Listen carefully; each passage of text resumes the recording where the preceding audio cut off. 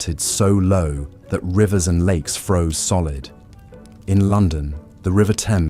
Hello there, weary traveller, and welcome to this cozy corner of history. Before we begin our journey back to the brutal winters of medieval times, I wanted to extend a warm greeting to you, dear listener. Whether you're nestled under the covers, ready to drift off to sleep, or simply looking to unwind with some quiet, historical storytelling, I'm so glad you've chosen to join me tonight. If you don't mind, I'd love to know where in the world you're tuning in from and what time of day it is for you right now. Feel free to leave a comment and let me know. It's always such a delight to see the diverse community of history enthusiasts gathered here. And if you enjoy this style of calm, immersive tales from the past, go ahead and click that subscribe button so you don't miss the next installment. But for now, let's allow the stresses of the modern world to melt away as we travel back to a time long ago when winter's icy grip held far more peril than most of us could imagine. A time when the changing of the seasons brought not just inconvenience, but genuine fear for survival.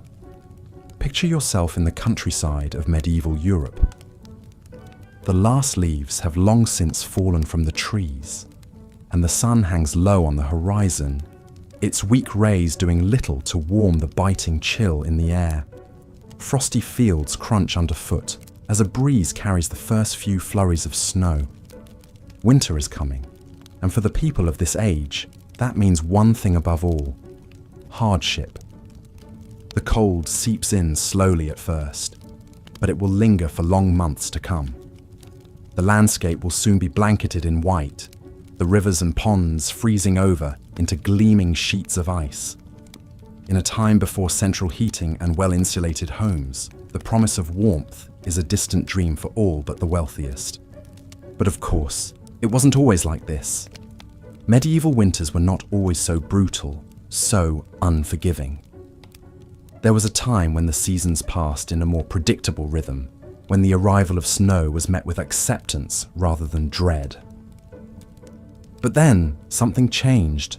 The climate itself began to shift, ushering in a period that would come to be known as the Little Ice Age. Lasting from the 14th century all the way into the 19th, the Little Ice Age brought colder temperatures and harsher winters than anyone could remember. The reasons for this change are still not fully understood, but its impact was felt across the land. Crops failed, livestock perished, and the icy winds blew ever harder. One of the most famous examples of the Little Ice Age's fury was the Great Frost of 1709.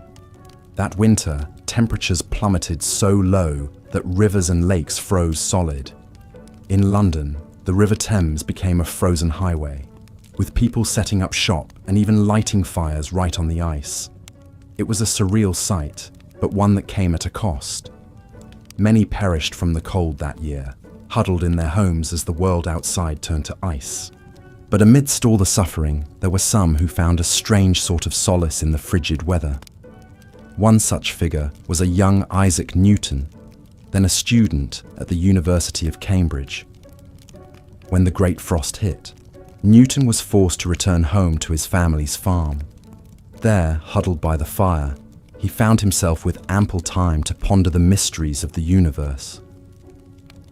It was during this unexpected break that Newton began to develop some of his most groundbreaking ideas, laying the foundations for his theories on calculus and optics.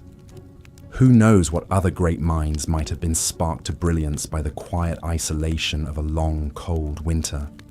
It's a reminder that even in the darkest of times, the human spirit has a way of seeking out the light.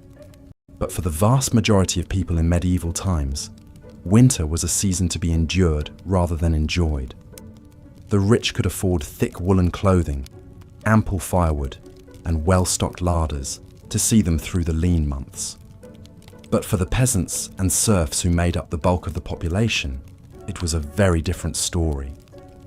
Imagine waking up each morning in a one-room cottage, the air thick with smoke from the sputtering fire. Your breath mists in front of you as you rise from your straw mattress, careful not to disturb the shivering forms of your family members huddled around you for warmth. The cold seeps in through every crack and crevice, numbing your fingers and toes until they ache.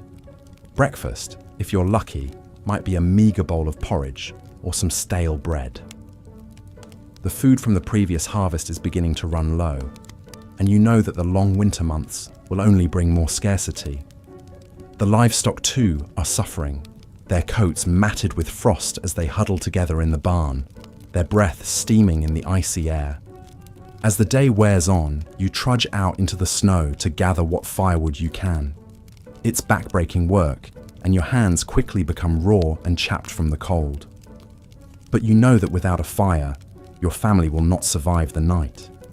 You think of your children, their small faces pinched with hunger and cold, and you press on. This was the reality for so many in medieval times. A constant battle against the elements, a fight for survival that consumed every waking hour. And yet, even in the face of such hardship, there were moments of resilience and even joy to be found. You see, the medieval world was one deeply attuned to the rhythms of nature. The passing of the seasons was marked not just by changes in the weather, but by a rich tapestry of rituals and celebrations. And so, even in the depths of winter, there were glimmers of light to be found.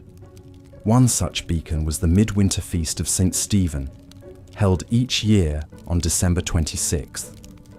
For a brief moment, the rigid social hierarchies of medieval society were turned on their head, with a peasant or serf being crowned the lord of misrule for the day. This lucky individual would preside over a raucous celebration